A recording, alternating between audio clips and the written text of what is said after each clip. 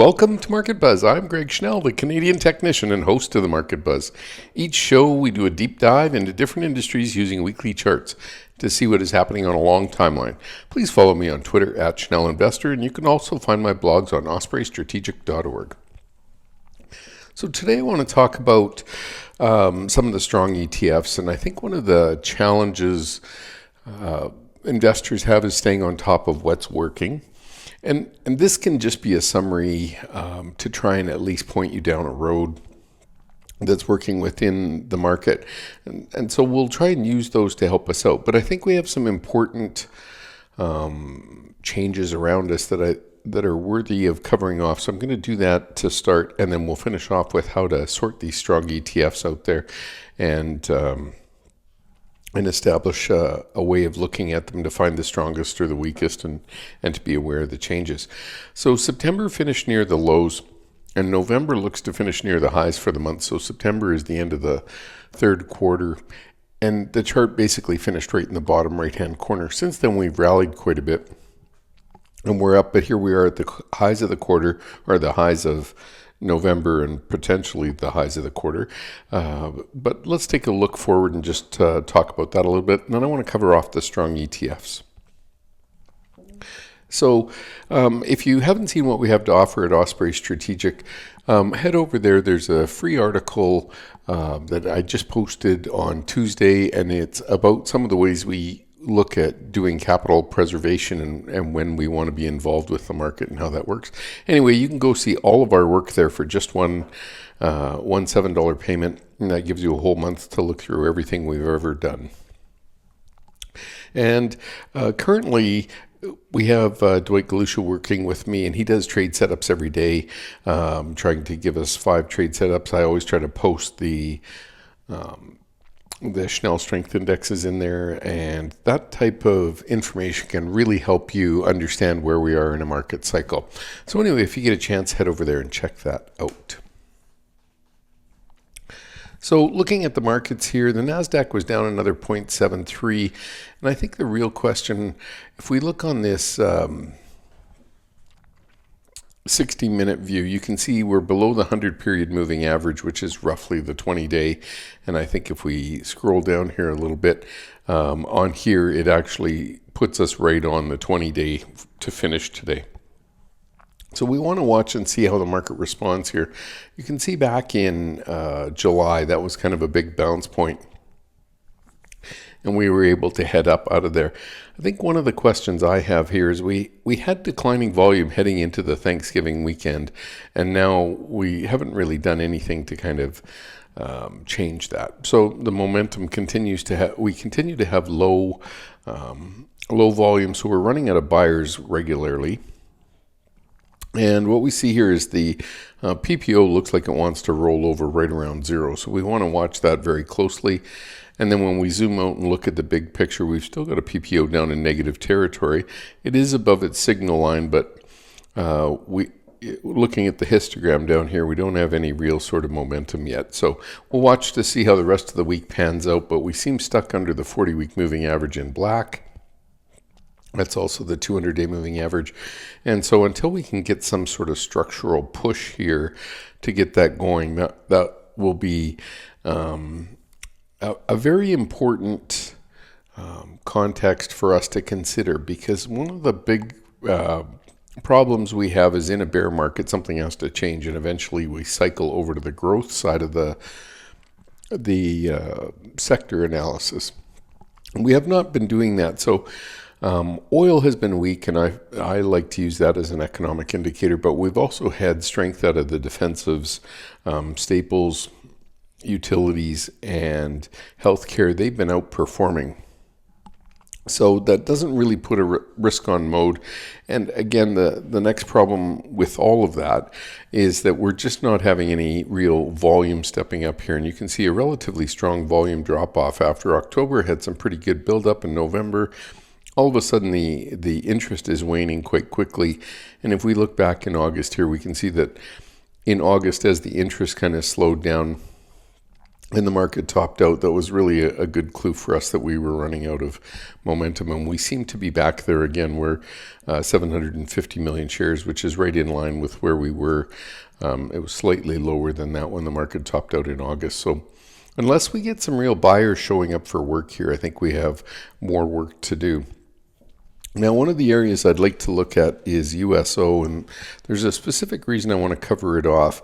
USO for me is an economic indicator that keeps an idea of worldwide demand, and there was all kinds of rumors that this OPEC was going to add oil to the market, then it was going to keep oil flat, then it's going to be taking 2 million barrels a day off the market. It's all over the map.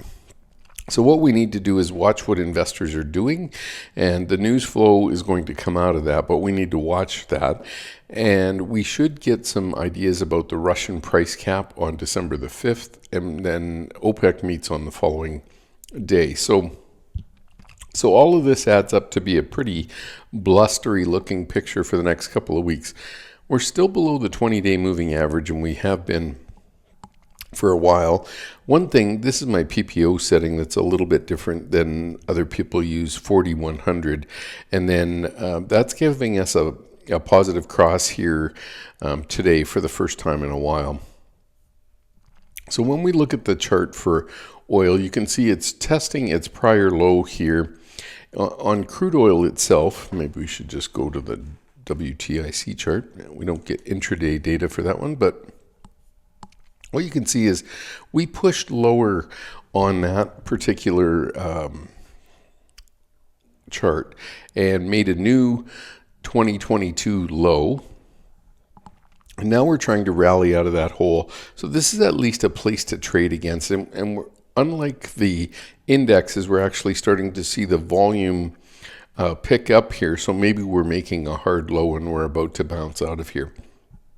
That would be quite bullish to watch for. And so again, we've got the 200-day moving average, and it's just rolling over to flat for one of the first times in 2 years. So that's a pretty big deal. And then we can see the 50-day moving average is down and cycling lower, and we've got the 20-day pointed down. So right now, all three moving averages are actually pointed down, and for us, that's a clue we're in a pretty weak market. Now, if OPEC does choose to take oil off the market, some people think that's pretty bullish. For me, what I would think is if OPEC is taking 2 and 3 million barrels a day off the market here, and they took 800,000 to 1.1, depending on how you measure it, off the market a month ago, all of a sudden we're sitting here with OPEC having lots of capacity, so I don't really see a reason for oil prices to surge higher, even though OPEC is, quote, tightening supply. So it might keep the price in around where it's at. But the other thing to remember for these oil production stocks is they're actually looking at, with oil prices now being at the lowest levels of the whole year, they're going to have smaller earnings, and they're actually going to be experiencing earnings decline from the prior year for this quarter compared to the fourth quarter of 2022 or 2021. So as we watch the industries change here, it's pretty important to keep track of what's going on with oil. Now, maybe oil can rally here now that we've made a 2022 low, and anybody who wanted to sell sold on that day, and now we're ready to move higher. That's something to consider, but we really have to watch what's going on over the next 2 weeks, because I think it could be relatively violent moves if all of a sudden we get a big change in direction. We do have the PPO turning down on a weekly chart, and for me, that's just negative. That's not good news. And so I continue to think the overall equity markets are more at risk if oil's telling us things are generally weak. Now, some people want to blame it all on China, but I don't really think that's the whole story. We have lots more issues to contend with around oil demand, and if we are going into a recession, we're going to see some economic slowdown, and that's what the oil price seems to be pricing in, and the fact that might come at us sooner than later. So I want to keep being aware of that. Now, for the second part of today, what I want to cover off is the major ETF listings. And so what you see here is a summary list. And what I've done is I took the numbers. Arthur Hill had built this list originally, and I took all the numbers off and I just sorted it based on strength. So one of the problems with doing that is you're going to get multiple different looks from different vendors of the kind of the same thing. So we have Energy iShares, we have the Energy Spider, and we have the Fidelity Energy ETF. All of these things are adding up. But I think one of the points I want to make, I've sorted it here based on the scooter ranking. And by doing that, what it does is it allows me to just say what's working.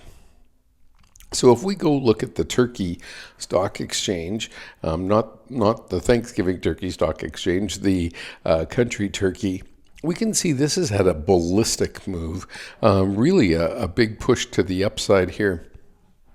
And there's no reason to, to doubt how fast it's moving. It's obviously doing very well.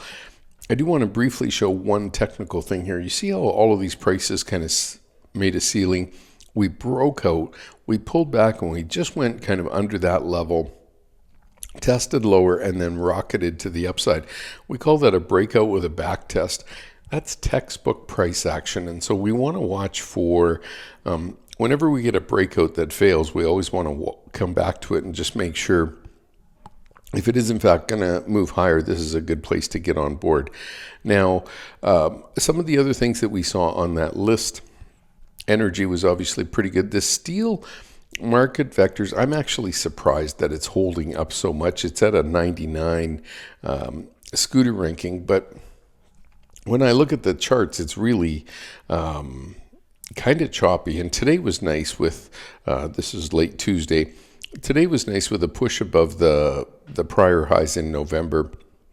So we've got something going on there at least. I've been watching the copper area to try and get going, and it's really been struggling. So if we look at this, it's sitting right around its 200-day moving average. Maybe it can finally push back up, and you can see on today's price action, it actually pushed up into the 90 area with the scooter ranking. And again, what is the scooter ranking? It's like a StockCharts version of sports ranking. So you have wins and losses in hockey and that, or basketball or baseball, and that tells you which teams are the strongest, the ones with the most games played and the most wins. Well, we get to play every day with all of these stocks in the market, and what we're watching for is which stocks have the biggest price moves, and we can do the same thing with ETFs. And so the help there is let's say if copper stocks are going to be strong performers, that's a really nice thing to see. And then what we want to watch for on that is if they're going to start making higher highs, then that's an area of the market we want to be in. Now, China has kind of been holding back copper because they're one of the biggest copper buyers. So we're waiting for that to get going. But again, we see that same principle. If I just lowered my chart to here, you can see so it's sitting right on the line of where those prior highs are. We broke out, back test, and now we're starting to take off to the upside. So this could actually be a really nice place for this chart to start really moving higher. I see it over here, a breakout, a back test, then we continue to work our way up. As the market changes and starts to move through different industry groups, it can be helpful to watch how that price action is progressing. The one concern I have here is we're right up at the top of the PPO and starting to roll down. So it's very difficult for me to want to put new money to work after we've had a big run off the lows here. And this is sitting at quite a high level, and we're still in a bear market until some different indicators start to change direction. But when we look through the list, like one of the things that surprises me is this global gaming index. This chart's finally breaking above its 200-day moving average. You can see the scooter ranking started to improve, and now it's actually behaving as one of the better out there. I think it was 4 companies just got approved, or their business licenses approved for Macau.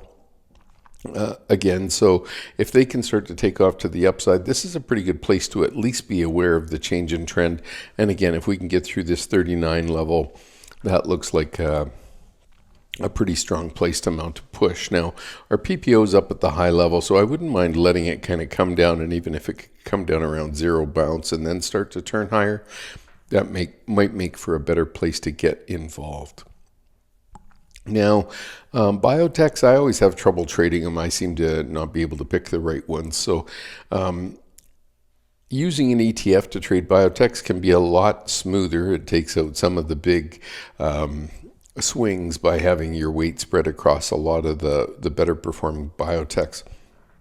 When we look at these biotech shares, what we're seeing here, again, trying to get through this, I'll call it 135 level, and we've hit and we failed and hit and failed and rallied up and failed and rallied up and failed. And eventually we do break out here. But we have to start noticing that this has some of the best price action compared to its peers out there. Now, I want to make two subtle distinctions here. I'm going to just separate the relative strength that I have shown behind the scooter ranking in purple, and I want to put it on its own separate panel. So this black line is the scooter ranking. This purple line is relative strength compared to the S&P 500. So they're similar, but the difference is this is actually saying which price action is doing much better, whereas this one's just saying it's outperforming the S&P 500, and it doesn't really tell us how much. Now, if I change this to price performance, this will give us the, I need to fix my settings one more time, color purple, and we're going to put a simple moving average on it, and we're going to use the term 1, and we're going to make it purple. And what this does is put a crisp top edge on this area so that we can look at it closer. So from the beginning of the chart to now, biotechs are still down about 5% compared to the S&P 500. And the one thing that I like to watch for on these charts is this trend right here. I want this trend to hold. So once biotechs start to outperform, I want to make sure that when they stop outperforming, I'm very aware of that. And if that trend is going to break down, that's a pretty meaningful piece of information for me. So if you're an institutional manager trying to outperform the S&P 500, well, all of a sudden, an uptrend in outperformance has now stopped. To me, that just says the move is over. Let's go find something else that's starting to outperform. So when we say starting to outperform, let's just talk about that a little bit. On this chart, we have something that's very obvious. So we have a big downtrend here, relative strength, and this is making, a new 1 month low, a new 1 month low, a new 1 month low, a new low, a new low, a new low. Right in here, we start to make a new 3 month high, and then we fall back down again, push up, and right here we start to make, a 5 or a 6 month high. And we start to see the change in behavior. So two things are happening here. One, the scooter ranking is starting to break out from a very low level, telling us something is changing. And then the price action is actually moving up faster than the S&P 500. So I have to kind of lay that out, because you could still, if the S&P 500 was falling and the biotechs are falling, biotechs could outperform by dropping less. So it's very important that we look at that, and we see that happening in here, where biotechs are outperforming the S&P 500 because they continue to move higher on this line. But what's happening is both charts were falling and biotechs were falling less fast. Now we're sitting at a point where this is turning down here, right at the end, and we're sitting right on our relative strength line. So as long as everything continues to hold, probably still want to be aware of that trend, and at least it's positive. But if all of a sudden all these charts are going to start breaking down and the PPOs are going to start rolling over at very high levels, it's a good place to at least be cautious. And again, we haven't been able to break through this 135 level with any kind of significance. So to me, it just says we still need to be careful there. Now, just looking through some of these other places, the industrial sector, it's been outperforming. I'm actually surprised that the scooter ranking is as high as it is, 98.4. Typically, let's say the S&P's been up 2, this might be up 2.5 or 3%, so it's outperforming a little bit. But what that also tells us is there's a whole bunch of stuff that can barely keep up. And so, and again, we've got things like currencies in here and European financial banks and stuff. So there's a wide variety of different ETFs that we're comparing to. But more my point would be, as this ranking changes, when you're looking at some of the top ETFs, and yet they haven't really gone anywhere. When you go look at the chart, that pretty much tells us what we need to know, right? We're flat at best. We're trying to move up a little bit. But here's the German hedged equity fund. And what you see here is this change in direction is literally the change in the US dollar. So all of a sudden the US dollar topped out and this chart starts to take off to the upside. So I'd been mentioning it to my clients for a couple of weeks that if you're going to look overseas, because you start to see those charts break out, if the US dollar is breaking down, you actually want to watch and try to get both moves. And so this hedged move is okay, but you're actually better off in an unhedged move because you're getting the move up in the euro and the move up in the European stocks. So it'll actually make you more money. Okay, so those are just some little pieces. The other thing that I think is important to remember when we're looking through here, all of these charts are still, we're still trying to work our way through this global bear market. We know that the winter's going to be hard for Europe in terms of heat and energy consumption. So through that period, we might find that the energy charts renew their upward thrust. But currently, again, oil dropping all the way down to make new 2022 lows on Monday doesn't really give us a strong background to look at as we're watching through that. But the one thing I'm noticing is a lot of these other country ETFs, whether they're hedged or unhedged, are starting to rise up to the top. And one of the reasons that we're seeing that is all of a sudden the US dollar let go. So as money reverts away from the US dollar, they take money away, they put the investment back into their own stock exchange and it starts to go up. Getting that currency rotation right can really help make a difference. And so they moved money out of, let's say, Europe while the dollar was rising. And now as the dollar starts to fall, they want to move money back to Europe. And then they help get the thrust going over there. So when you see all of these different countries going, you can probably assume it's not just one country. It's related a lot to the currency effect. Now, again, the big thing that we're up against here for the next month or two is just watching and waiting to see how the market evolves from the Fed meeting. And one of the main concerns I have, the Fed meeting comes in the middle of December.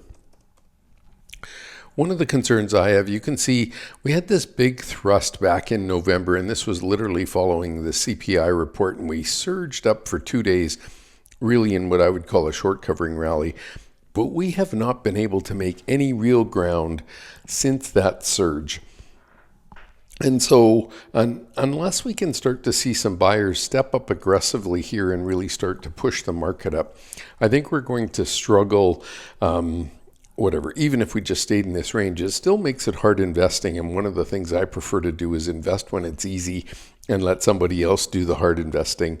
So we wait for the market to kind of improve before we get back on our investing horse. So I would add caution here for the simple reason that we're just up against the 200-day moving average. That's an easy place for us to measure against.